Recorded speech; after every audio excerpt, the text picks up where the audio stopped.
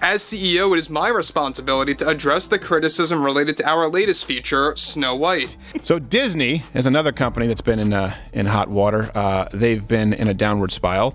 The sudden hush that swept across Burbank the evening Disney issued its public apology felt like the moment a grand orchestra falls silent before an unexpected intermission. In a carefully crafted statement dispatched to every major outlet, potential earnings offset by probable brand erosion, recommend strategic withdrawal. Confronted by that conclusion, leadership opted for an unprecedented move: apologize outright and announce an immediate suspension of all forthcoming live-action reinterpretations. Drafting the apology became an exercise in precision. Executives wanted sincerity without defensiveness, humility without surrendering creative authority. A quieter middle ground expressed cautious optimism that Disney's pause might lead to fresh, original properties rather than cycles of reinvention. Amid the noise, a noteworthy sentiment emerged: respect for Disney's willingness to own a mistake rather than deflect. In an era when corporations often respond with denial or minimal acknowledgments, the apology felt, if not heroic, at least refreshingly human. Yet Disney's statement also sparked speculation about what reevaluation might mean in practice. Analysts predicted 3 likely outcomes. It has proven to be Disney's worst investment ever in the history of Disney investments. I mean, they've gone through various scandals with this girl. First, a strengthening of early audience engagement programs, bringing test groups into concept discussions, not just finished previews, to gauge how far a reinterpretation can stretch before it strains credibility. Second, a shift toward original IP for theatrical release, leveraging Disney's unparalleled brand recognition to introduce wholly new fantastical realms. Third, a recommitment to mid-budget animated features that recapture the spirit of the 90s Renaissance without shouldering the weight of direct comparison to classics. Meanwhile, the industry at large paused to measure the blast radius. Rival studios with their own reimaginings in development hurriedly reassessed marketing strategies. Some projects were quietly shelved. Others underwent script surgeries aimed at demonstrating reverence for source material. Even beyond fairy tales, franchise managers wondered if audiences had grown weary of retreads across the board: superhero spin-offs, legacy sequels, cinematic universes. Disney's stumble served as proof that brand loyalty is powerful, but not invincible. Rachel Zegler eventually released a reflective video shot against a plain backdrop, voice steady, yet introspective. She expressed gratitude toward viewers who engaged, even critically, and conceded that art must invite conversation, not confrontation. Absent was the defiant tone that earlier soundbites had conveyed. Instead, she positioned herself as a custodian of beloved characters, acknowledging that custodianship requires careful listening. The shift in posture garnered praise from some corners, though detractors remained unmoved, insisting the apology owed to fans should have come sooner. Director Greta Gerwig's public profile during the fallout remained minimal. Industry insiders whispered that she had fulfilled contractual duties with diligence, fighting to preserve a singular vision amid swirl after swirl of executive notes. Friends noted her disappointment, but also her determination to learn from the experience. For Gerwig, accustomed to critical acclaim for intimate storytelling, wrangling an IP colossus offered a lesson in the perils of compromise through committee.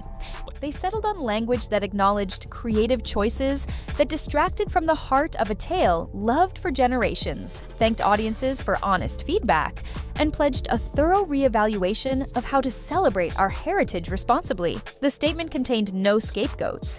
Instead, it framed missteps as a shared lapse in judgment, emphasizing the communal nature of storytelling. The moment the apology hit the wires, Burbank's usually buzzing avenues felt oddly subdued. And Disney decided to hire the most insufferable girl boss narcissist that exists on Earth, who hates Snow White. Employees exiting the lot scrolled their phones, seeing the news broadcast across LED tickers above coffee shops. Some felt relief, others feared the ripple effect on projects still in storyboard stages.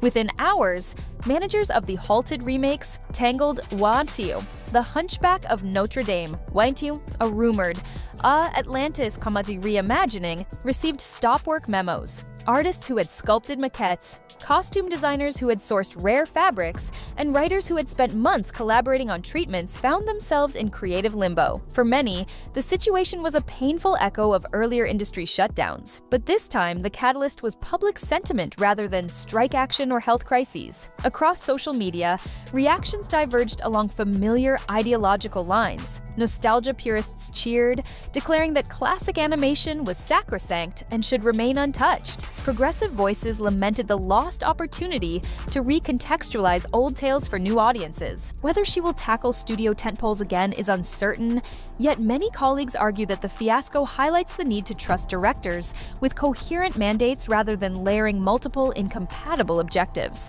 In classrooms where aspiring filmmakers study media history, Snow White's modern misfire will likely join a syllabus alongside other cautionary tales, such as the ill-fated Western Heaven's Gate or the oversized sci-fi gamble, John Carter. Each represents a moment when expectation, ambition, and public mood collided violently. Students will analyze how algorithmically driven marketing tools signaled danger months in advance, how online echo chambers magnified every rumor tenfold, and how corporate gatekeepers struggled to adapt legacy strategies to an audience empowered by instant mass communication. Meanwhile, Disney's Parks division scrambled to distance upcoming holiday promotions from the embattled film.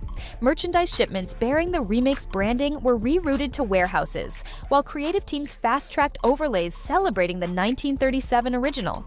Public relations representatives coached cast members on how to address guest questions tactfully, emphasizing that Disney remains committed to wonder and inclusion.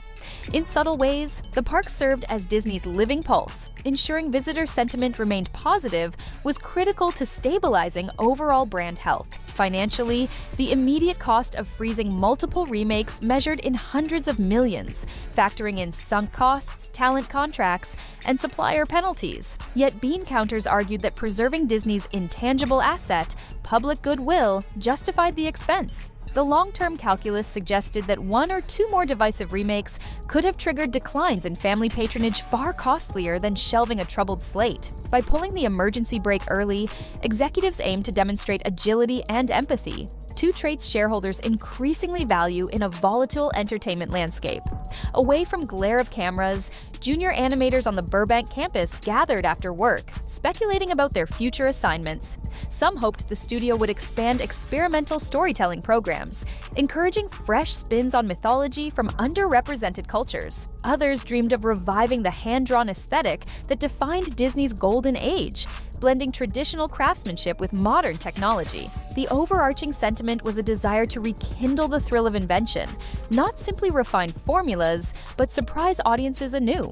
Critics and culture writers seized on the apology as evidence that mainstream studios must tread carefully when balancing reinvention with fidelity. One columnist likened beloved tales to heirloom jewelry. You may polish or reset the gems, but if you replace them wholesale, you risk diminishing their emotional resonance.